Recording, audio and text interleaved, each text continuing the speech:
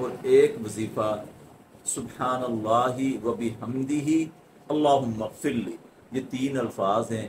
جی اب صاحب اکثر سوال کیا جاتا ہے کہ کاروبار کے لیے کوئی وظیفہ بتا دیں، بہت پریشانی ہے، چلتا چلتا کاروبار بند ہو گیا، کاروبار نہیں ہے، اس حوالہ سے ہمیں شریعت سے کیا رہنمائی ملتی ہے؟ اس حوالے سے جو ہے نا سب سے بڑا جو میرے جو تجربات میں آیا ہے کہ اس کے ذمہ دار ہم خود ہیں۔ اس کی وجہ یہ ہے کہ فجر کی جو نماز ہے نا یہ ہماری زندگی ہے۔ نمازیں تو ساری ہماری زندگی ہے، لیکن فجر کی نماز ہماری زندگی میں اس لیے کہہ رہا ہوں کہ اسی کے اندر خیر ہے، برکت ہے۔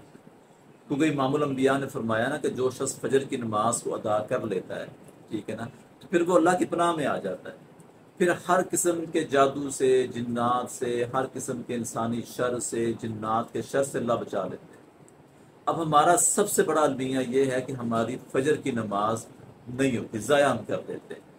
رات کو اپنی مرضی سے سونا اور صبح پر اپنی مرضی سے ہم نے اٹھنا ہے۔ تو جب ہم صبح اپنی مرضی سے اٹھیں گے، نماز فجر کو ادا نہیں کریں گے، تو اللہ کے نبی صلی اللہ علیہ وسلم نے فرمایا کہ شیطان اس بندے کے کان میں پیشاب کر جاتا ہے۔ پھر وہ انسان مشکلوں میں، پریشانیوں میں، نڈھال، سستی، ان چکروں میں انسان پڑ جاتا ہے۔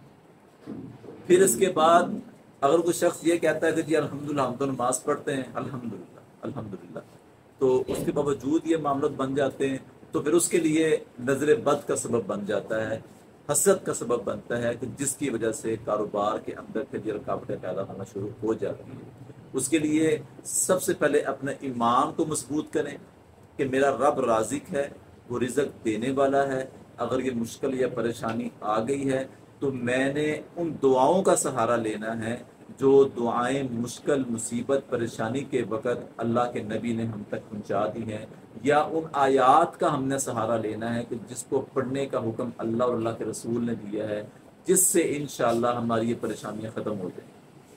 اچھا، ایک تو آپ نے فلق ناس کو کثرت سے پڑھنا ہے، دوسرے نمبر کے اوپر کثرت سے استغفار کرنا ہے۔ اللہ خود قرآن میں فرماتے ہیں کہ تم مال چاہتے ہو، اولاد چاہتے ہو، وارث چاہتے ہو، اللہ کی نعمتوں کو چاہتے ہو، رزق کی فراوانی چاہتے ہو، باغات چاہتے ہو، تم کثرت سے استغفار کرو، سب کچھ تمہیں مل جائے گا۔ فلق ناس کو کثرت سے پڑھیں، استغفار کثرت سے پڑھیں، اور ایک وظیفہ سبحان اللہ و بحمدہ اللہم اغفر لی، یہ تین الفاظ ہیں۔